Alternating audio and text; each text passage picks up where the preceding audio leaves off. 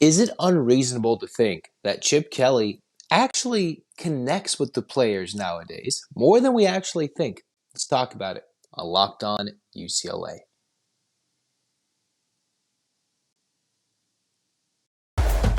You are Locked On UCLA, your daily podcast on the UCLA Bruins. Part of the Locked On Podcast Network, your team every day.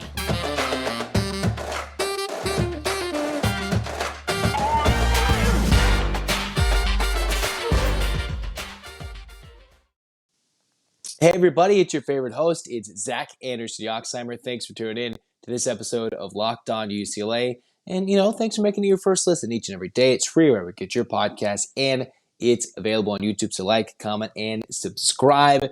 In this episode, I was thinking with that football clinic video over the weekend going viral of Chip Kelly talking about dealing with the Tik Tok generation and with how UCLA is able to be recruiting in the offseason for their football team, getting one DANTE Moore, getting him to flip, bringing some sneaky high school level talent, going and winning in the portal. Does that mean UCLA's Chip Kelly connects more than we give him credit for? And maybe it took him a couple of years through a pandemic, getting a couple of years in his footing settled at UCLA, the whole new world of the portal, everything in between for Chip Kelly. And quite honestly, it might be in front of our eyes that the Bruins have a head coach that can actually connect with players. Because, UCLA, over their history, it's been a little bit different for the football program, right? We've been trying to build and build, especially in recent history, to go win a Pac-12 title, go in the big college football playoff, which will soon be expanded, the big move to the Big Ten. But what Chip Kelly's been trying to do is bring them, not exactly from the ground up, but for the most part, rebuild this program. And if you take a look at his comments in that little viral video, not sure if you saw it over social media, but he talked about how we have to learn, these players have to learn in short bursts nowadays, how it's a TikTok generation, and I'm young, as if you're watching on YouTube, you probably heard me if you're listening. I'm a youngster. I'm a part of the stupidity of it all. And it makes a lot of sense as to why Chip Kelly almost always has one of the better types of, conditioning, getting guys to learn. Building has a great offense. And while we can talk defense, and that can be a whole nother topic, a lot of it is he gets his team ready to play. And while you might say mistakes here and that, he talked about in that video, maybe there's a play that some kids just can't understand. We can't actually put it in. And some might say, hey, maybe that comes down to coaching, and some of that comes down to attention span for kids nowadays, whether they're the older 24-year-olds using their extra COVID years. I think there's a ninth-year player nowadays. Or there's the youngsters, the 17s, the 18-year-olds coming in out of high school, or, what's basically turned into academies in SoCal high school football. And it maybe illustrates a little more of Chip Kelly's personality because he doesn't give a lot to the media usually. It's not like Mick Cronin, who's throwing up the lob when it comes to the comical comments. But it seems like Chip Kelly gives us a little bit more almost every little bit, revealing a little layer at a time. And has showcased, hey, actually, especially with the, getting of DANTE Moore, having him reverse course from Oregon, come to UCLA. It seems like the Bruin head coach actually understands these kids, and while we all expect a good ever starts and something good to become of the Bruins, maybe we got to give Chip Kelly a little bit more respect in terms of his connection to the players, the building of the program, and maybe it hasn't been what we expected so far. And sometimes, as much as we always want to talk about wins and losses, and we will, a lot of it can deal with wins and losses, especially with football, especially with it being so much financial driven right now. Sometimes you have to remember, what is Chip Kelly teaching and building for not just the football team, building them for life, building them and building their bodies to be in the best shape of their lives. And it's not that they couldn't make the play, and they were in shape, they're ready to make the play, they just didn't make the play in the game. So just seeing, if you go look, Chip Kelly TikTok comments, you'll see some articles. You can just try and find the video and at a football clinic. I'm not really sure where it was. If you try and find it, it was a video I came across the timeline the other day and kind of struck me. I was like, hey, he actually gets it. And I believe I was trying to look up a Sports Illustrated article from Pat Ford talking with Chip Kelly about, he kind of almost talked about this back in October, right before I believe UCLA either played Oregon or right after, and how I believe Chip Kelly mentioned how he's got ADD in his own right. And from reading that article, the laptop was too slow and the page is now buggy on all those things. But I was trying to look at the article and debrief, and it just seems like Chip Kelly kind of understands these kids more than we give credit, and how, yes, despite the up-tempo offense, it's the patience, it's the build, and do we have the patience enough to give Chip Kelly the time? And a lot of us don't want to, even after the overreaction, after the Bruins lost those couple of games at the end of the season in November, and even the bowl game, we're very frustrated and here not. But I think we got to give Chip Kelly a little bit of time and give him a grace, saying, all right, maybe he understands these kids. Go look, if you're listening, type in the Chip Kelly TikTok comment, see if you agree or disagree, and post it in the comments of this video, or hit me on Twitter at Zach and or at Locked On Bruins, the Twitter account. Tell me your thoughts, because it kind of hit me in an interesting way. Maybe it's because I'm a young, stupid young adult and I'm still learning in my own right, or maybe it's, we're building. It's a different age. Coaches, especially at the collegiate level, have a different chore with the NIL and all that they have to manage with the social media aspect. Every kid in high school sits here and is like, look at this, I got an offer, look at me, it's all about me. And then turning it into a team setting from what seems to be 7-on-7 and academies and everything from high school and parents hyping up their kids to what's a real team building philosophy. And what it looks like, Chip Kelly, more than we give him credit for, might have an idea of what that is. So go type in Google Chip Kelly TikTok comments. If you don't know what I'm talking about, you should, and maybe take a look at the video if you can find it, of him at a football clinic fairly recently, I believe. I thought that was something to bring it up for you guys, as we're getting closer to spring practice. We'll get a little bit more football news. Nothing in terms of the Bill McGovern defensive coordinator yet. There hasn't been any official news about that yet. But we'll cover it when there's something official, or we hear word of even more news rumbling, potentially. But as we move on with Locked On UCLA, we've got some winners to talk about, and we've got some heartbreaking women's basketball news in terms of wins and losses. So we'll talk about that after I tell you about Built Bar. Because if you're looking for a delicious treat and you don't want all the fat and the calories, you've got to try a Built Bar. If you're still dealing with the aftermath of the holidays, and we're going to be sitting inside probably over the weekend with the latest winter storm that's going to hit California, especially in Southern California. It'll be cold. You're going to cozy up. Do you want ice cream? Do you want brownies? I say yes, but you can get your churro, your peanut butter brownie, and your coconut almond all in a Built Bar that's 100% covered in real chocolate, where healthy is actually tasty, and it's perfect for what could be our failing at this point New Year's resolutions, or it could be our middle of February adaptation to those New Year's resolutions, with 17 grams of protein, a candy bar taste, while maintaining only 130 calories, the protein, 17 grams of protein, and only 4 grams of sugar. That's right. Head to your nearest Walmart today, Sam's Club, or go to Built.com, get a 13-bar box, a 4-bar box, and get one today. Rumbling on with Locked On UCLA, we have to give props because there's a number one team in the country, UCLA Softball. It took a little bit after the President's Day holiday for the polls to come out, with Oklahoma losing to Big 12 conference rival, for now, Baylor, in a non-conference individual game. It was Baylor who knocked them off, I believe, 4-3.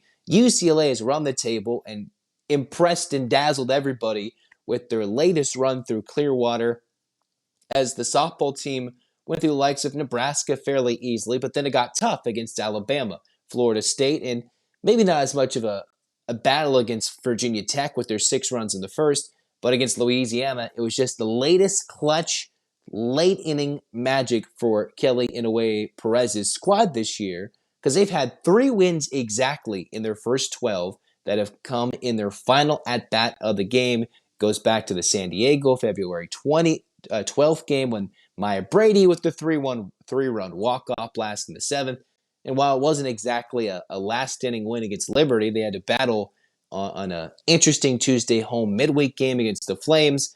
And then Alabama, they struck early, held on late. Florida, well, they had to battle back into the 6th, scoring 4 of their 6 runs, scoring the 2 tie-breaking runs in the 7th to win it 6-4 against the Seminoles, who almost always are a tough beat. You beat Alabama as one of their best pitchers. And then Louisiana, while they had sustained a couple of losses, they were in the top 25, kept the Bruins at bay until the final out of the 7th inning, and the Bruins scored the tying runs on the Savannah Pola single, and then eventually after the next hit, it was an error that allowed the winning run to come home to score on a throwing error, and the Bruins escaped another Megan Faraimo win for UCLA out in Clearwater. Nice to see they go across the country, neutral environment, more like a road environment in some of those games, and come away with a win as they prepare for a SoCal showdown in Cathedral City, the big league dreams, where they get Florida, Kentucky. You get to play Oklahoma upcoming this weekend in a super battle between the battle of the last 3 champions in college softball and determine who will be the true number 1 for the next few weeks. Because between UCLA, Oklahoma, I know Florida, I believe, is near the top of those rankings. It'll be a battle for UCLA, the stiffest competition they'll face all year long this weekend in the Mary Nutter. Despite what might be a rain-out weekend, you hope you get Florida and you hope you get Oklahoma and you hope the rain does not ruin this weekend. But let's shout out who had some great weekends over the weekend. Who's had a great blistering start? Maya Brady, 568, 15 RBIs, 21 hits, leads the team in home runs with 5. Jordan Woolery, who had some big hits, 14 RBIs. She is 3rd on the team for the youngster, having a 452 batting average. And looking the bit that UCLA needed to add to the lineup, Savannah Pola, the big hit. She has 16 hits. 16 is 2nd on the team. 4 doubles. Nothing has left the yard just yet, as Pola's only got 7 RBIs, but 8 walks to lead the team. Megan Grant only hitting 273, but a home run and 9 runs scored. And then you have the likes of, Grant, 15 RBIs. That's tied for the team lead with Maya Brady and Charlize Palacios, who has the 2nd most home runs for UCLA so far this season with 3. 13 home runs the Bruins have hit. They've only allowed 4. They're not exactly like the booming Sooners of recent years where they just hit a bunch of home runs, led by Jocelyn Allo. Every single inning was a home run. Not exactly what this team is, but they've gotten the clutch hits late. They've gotten the clutch home runs late, and they've gotten the pitching when they've needed it late. So let's talk about who's been good in the circle with their early season numbers. Faraimo is 7-0, 8 appearances, 4 starts, a couple of shutouts, 4 complete games, 7 earned runs with 69 strikeouts compared to 4 walks. Meanwhile, it's Brooke Yanez, the transfer, who's come in 4 starts, 5 appearances, a minuscule ERA of 0.65 in her appearances. She is 3-0, 2nd on the team in wins, and has 27 strikeouts to 5 walks, and has allowed only 1 home run in a total of 21 2/3 innings. Faraimo's hit 39. Tinsley, we've already talked about her. She has a no-hitter to her name, a 1.40 ERA.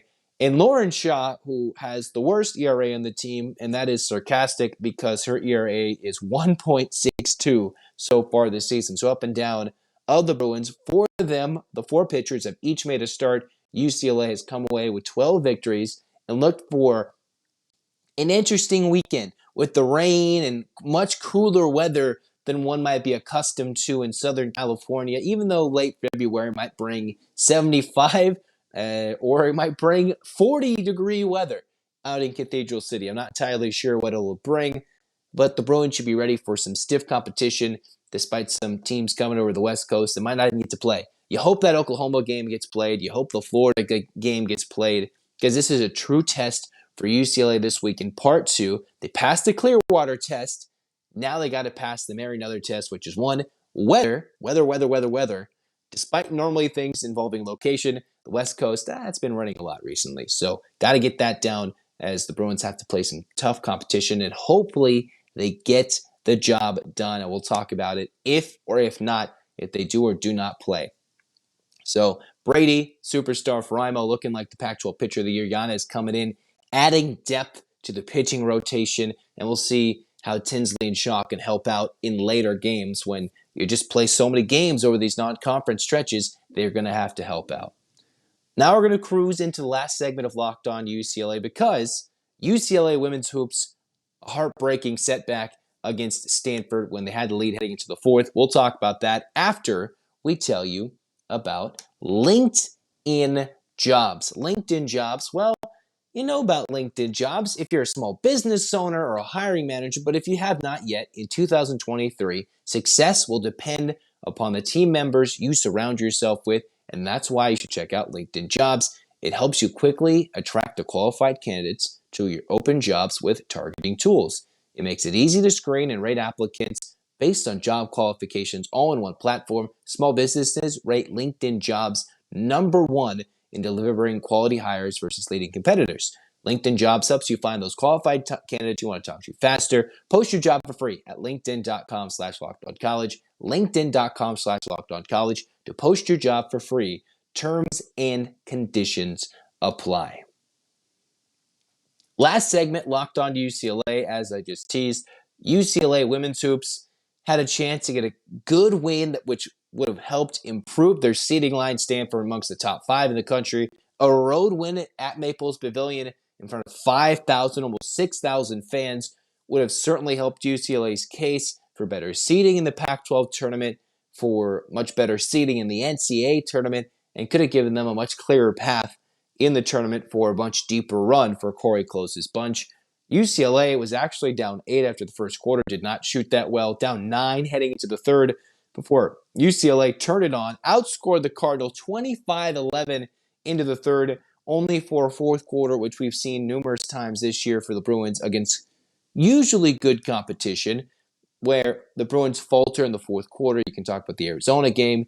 And while it wasn't exactly like the first time the Bruins played Stanford, where it was lights out, couldn't do anything, the Bruins actually made big buckets. Sontag was able to hit a big triple, get the Bruins up late, but Stanford was able to hold off, keeps Charisma Osborne off the scoreboard when they were down too late. They hit their free throws. Key mark, they hit the free throws, and the tree remains standing as opposed to being chopped down.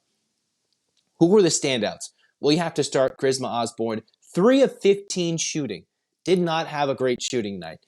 2 of 7 from downtown, 11 points, but she tried to do a little bit of everything to lead her team to victory. 7 rebounds, 6 assists, 6 steals individually, saying, Jalen Clark, you've got to pick it up over there. I'm going to go get 6 steals against a top 3 team in the country.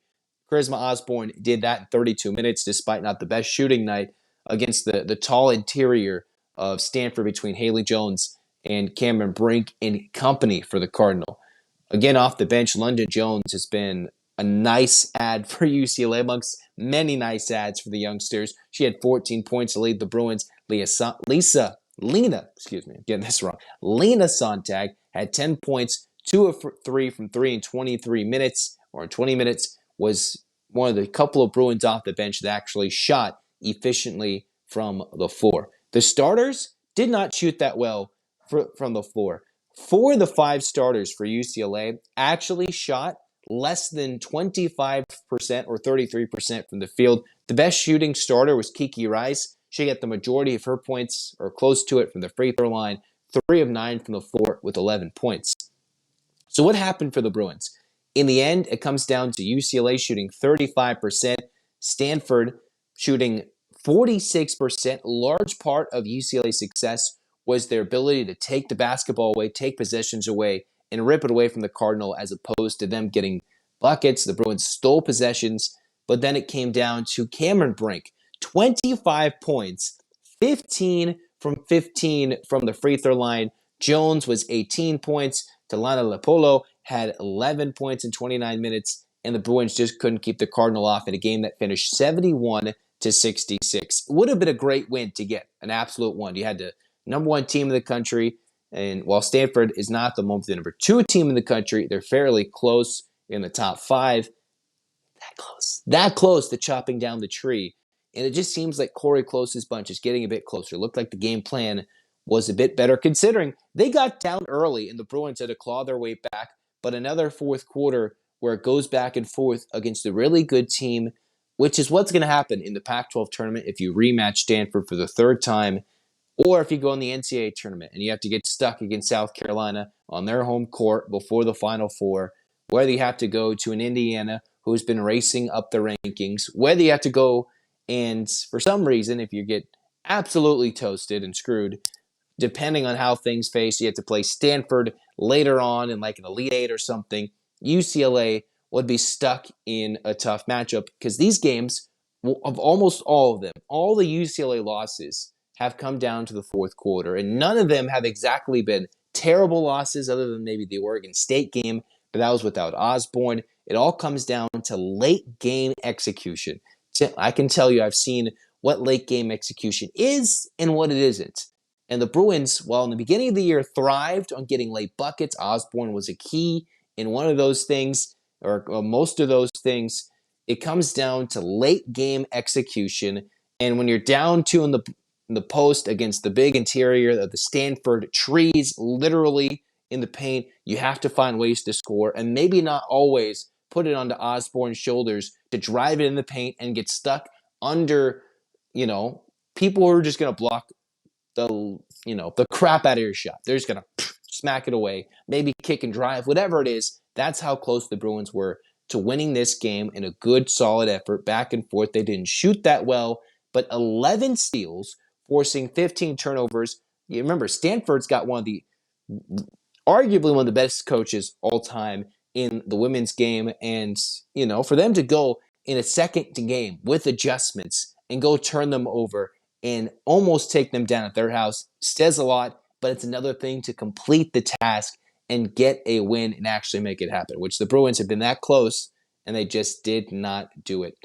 We'll come back and we'll continue to talk about UCLA women's hoops because they're going to end the regular season this week against the Washington schools, and then they go into the Pac-12 tournament while UCLA men's hoops gets ready for Utah and Colorado, and then Arizona State in Arizona at home. So we'll talk about all that, more men's basketball previews. We'll talk about additional UCLA baseball news, everything UCLA football when it comes up here on Locked On UCLA. Spring battles, everything coming in the forefront on this show. Thanks for tuning in. Go check out Locked On College Basketball. Make that your second listen. I'm Zach Anderson-Yoxsimer saying so long. Thanks for making it your first listen each and every day. Hit that subscribe button. Thanks for the support. And 8 clap time, baby. And 1, 2, 3, 4, 5, 6, 7, 8. UCLA. UCLA. Fight, fight, fight. This has been Locked On UCLA. Go Bruins.